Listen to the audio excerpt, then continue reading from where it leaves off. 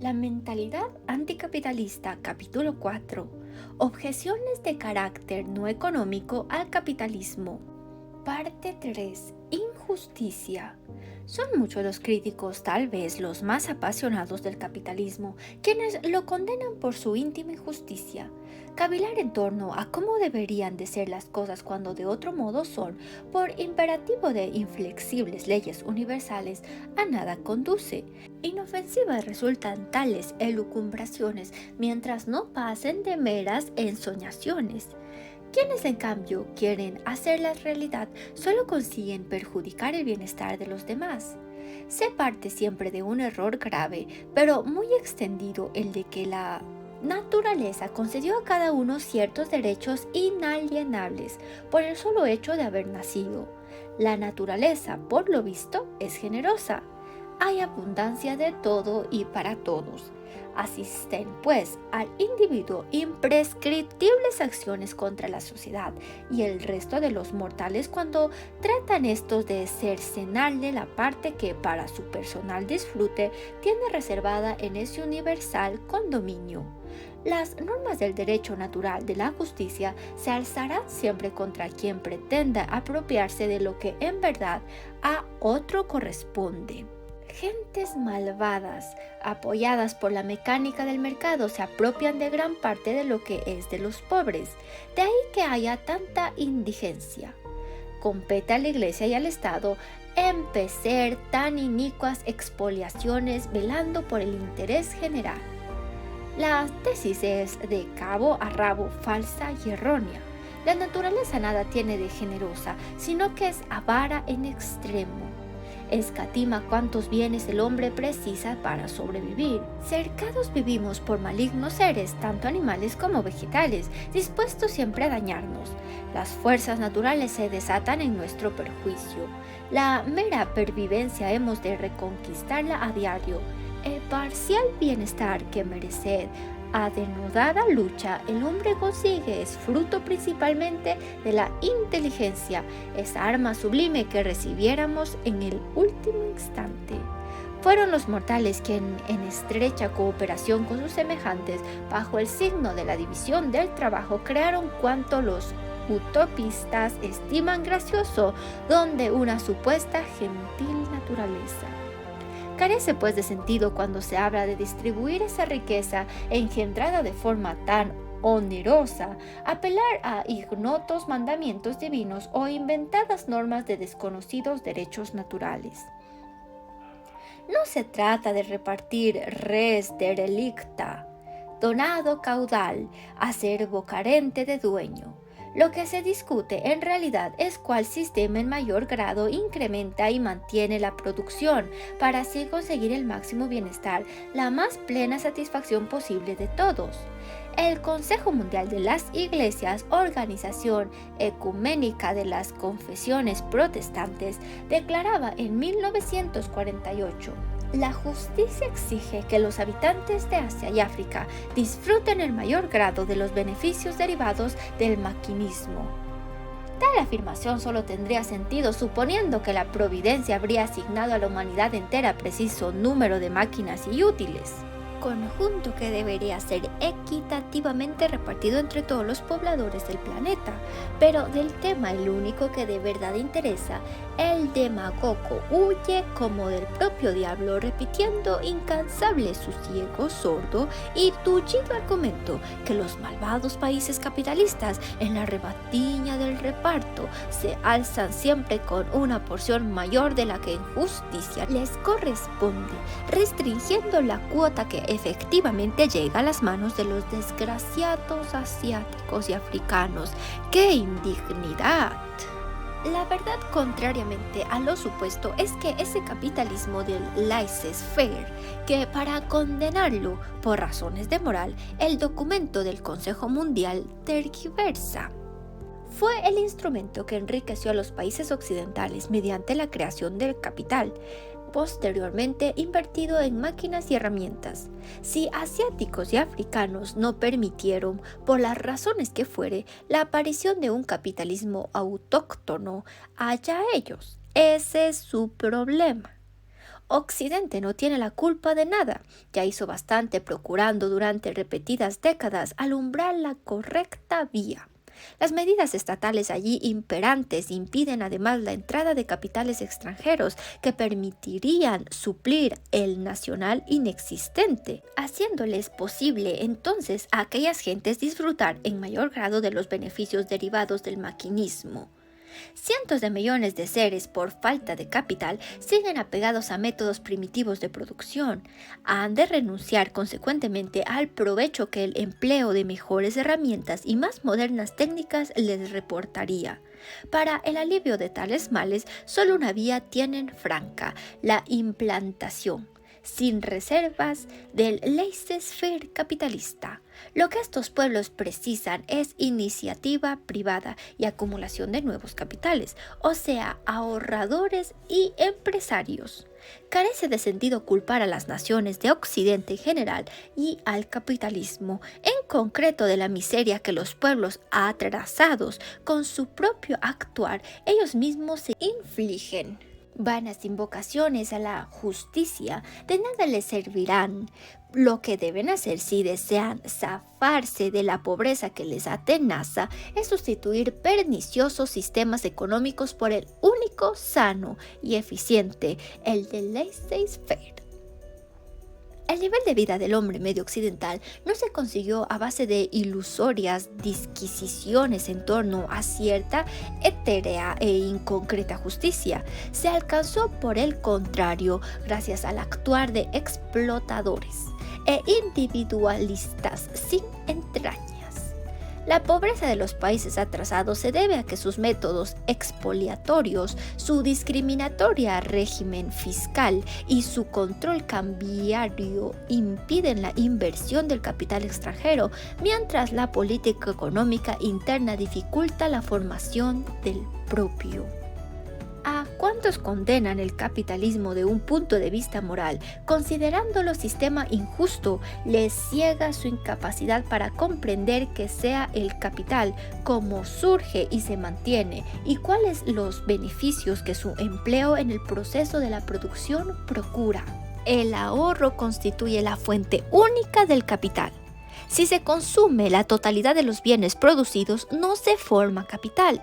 En cambio, si el consumo es menor que la producción y las mercancías sobrantes se invierten en acertados procesos productivos, aparecen bienes supletorios que no habrían aparecido de faltar aquel capital que en nuevos útiles fuere invertido.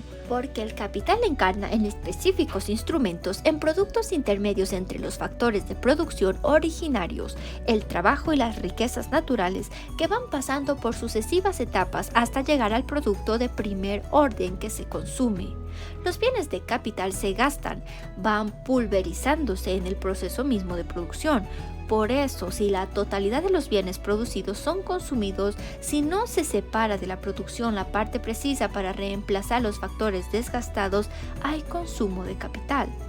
La ulterior producción dispondrá de menores medios, lo que reducirá la productividad unitaria del trabajo y de los recursos naturales disponibles. Para impedir eso que cabría denominar desahorro o desinversión, es preciso dedicar una parte del esfuerzo productivo a la conservación del capital existente, reemplazando aquellos bienes de capital que, en cada etapa productiva, fueron como absorbidos en la mercancía fabricada. De ahí que el capital no puede considerarse don gratuito de Dios o de la naturaleza. Es fruto que previsora restricción del consumo engendra. Nace y progresa gracias al ahorro y para mantenerlo hay que evitar toda desinversión. El capital de por sí no incrementa la productividad de los factores naturales ni la del trabajo, tan solo cuando el ahorro se invierte de modo inteligente, es decir, rentablemente, incrementa la productividad. El capital en otro caso se malgasta, disipa y desaparece. La acumulación de nuevos capitales, la conservación del existente y su correcta utilización exigen humanas actuaciones.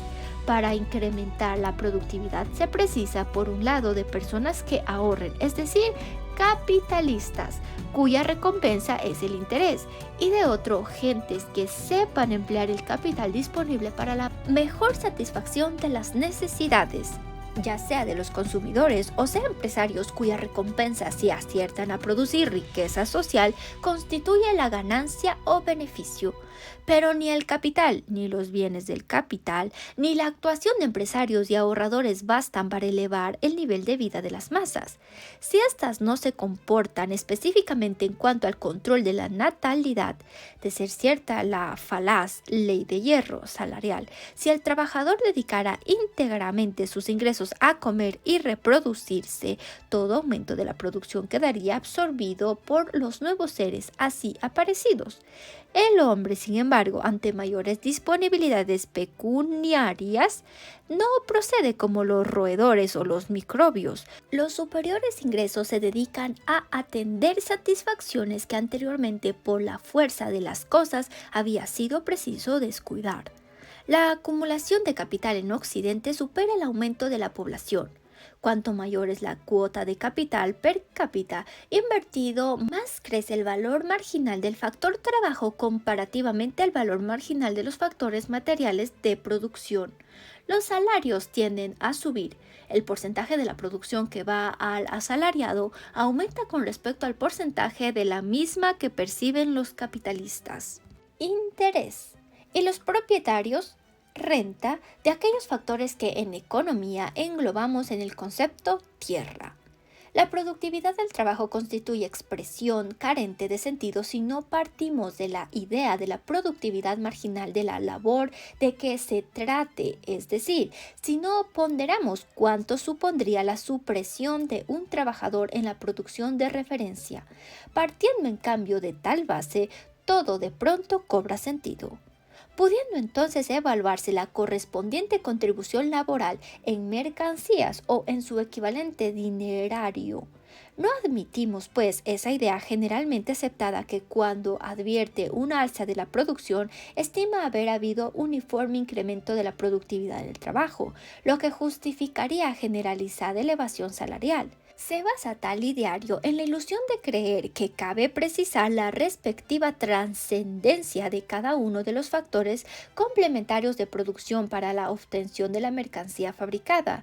Es como pretender averiguar cuando cortamos con unas tijeras una hoja de papel, cuál haya sido la respectiva contribución de las tijeras y aún de cada una de sus hojas, y la del individuo que las maneja al resultado obtenido. Para la construcción de un automóvil se precisan máquinas y herramientas, materias primas, trabajo manual y ante todo los planos elaborados por los técnicos. Nadie es, pues, capaz de señalar la cuota material que en el coche terminado corresponde a cada uno de los aludidos factores de producción empleados. Para mayor claridad, dejemos de lado por el momento la serie de errores en que se suele incurrir al tratar esos temas. Preguntémonos simplemente cuál de los dos factores de producción, el capital o el trabajo, incrementa la productividad. Planteadas así las cosas, la disyuntiva, la respuesta resulta obvia: el capital. La producción de los Estados Unidos es hoy superior por individuo empleado a la de épocas anteriores y mayor a la de otros países. Por ejemplo, China, simplemente porque el obrero americano cuenta actualmente con más y mejores herramientas. Si los bienes de capital invertidos por trabajador no fueran superiores a lo de hace 300 años en los Estados Unidos o al presente en China, la producción americana no sería superior ni a la de entonces ni posiblemente a la de China actual. Para, sin aumentar la cuantía del esfuerzo laboral, incrementar la producción, lo que se requiere es la rentable inversión de adicionales capitales que solo el ahorro puede generar. El aumento general de la producción sin necesidad de trabajar más se debe a la existencia de capitalistas, ahorradores y de empresarios, gentes que acertadamente invierten la producción dejada de consumir. Si no fuera así, ¿por qué las doctrinas en boga rehúyen el tema? ¿Por qué sus partidarios se limitaban ya forzados a negar la evidencia sin más explicaciones? La propia política sindical, sin embargo, patentiza que los capitostes gremiales advierten la certeza de una teoría que en público motejan de burguesa simpleza, sino ¿por qué procuran restringir la entrada en el país de nuevos trabajadores y aún el acceso al propio sector laboral? La circunstancia de que los salarios se incrementen incluso en las actividades en las que la productividad se mantiene invariable a lo largo de los siglos resalta que los aumentos salariales no se deben a la productividad de cada trabajador, sino a la productividad marginal del factor trabajo. Cabe en este sentido citar el caso del barbero, quien prácticamente afeita y corta el pelo hoy en día de la misma manera que sus colegas lo hacían hace 200 años. El del mayordomo, que atiende al primer ministro británico como sus antecesores servían a Pitt o a Palmerston. Y el de aquellos trabajos campesinos que se emplean los mismos útiles de hace siglos. Los correspondientes salarios son, sin embargo, muy superiores a la que otrora por la misma labor se percibía a causa de haber aumentado la productividad marginal del trabajo, siendo esta última la circunstancia que, según decíamos, determina la cuantía de aquellos. La contratación de un mayordomo detrae su capacidad de otra labor y consecuentemente quien la utiliza ha de pagar por el aludido servicio una cantidad equivalente al incremento de producción a que daría lugar el emplearlo en aquella otra supuesta explotación. El mayordomo percibe desde luego superiores emolumentos, por ello no porque ahora despliegue mayores méritos personales. El alza, antes al contrario, deriva de que los capitales invertidos han progresado con mayor celeridad que el número de brazos disponibles. Las pseudoeconómicas doctrinas que menosprecian la función del ahorro y de la acumulación de capital carecen de toda base. Una sociedad capitalista comparativamente a otra de distinta índole es siempre más rica y próspera, ya que su organización aboga por el incremento de capital per cápita y por la más acertada inversión del disponible. El nivel de vida de los trabajadores es superior en la primera, única y exclusivamente, por la razón indicada, correspondiendo a los trabajadores un porcentaje cada día mayor de la renta nacional. Si el apasionado Marx, ni Keynes el mañoso, ni ninguno de sus menos conocidos seguidores descubrieron jamás falla ni punto débil alguno en esa evidente verdad según la cual solo hay un medio para elevar permanentemente los salarios de la totalidad de la clase trabajadora, a saber, acelerar el incremento de capital en relación con el aumento de la población. Quien quiera estime injusta tal realidad que le eche la culpa a la naturaleza, no a sus semejantes.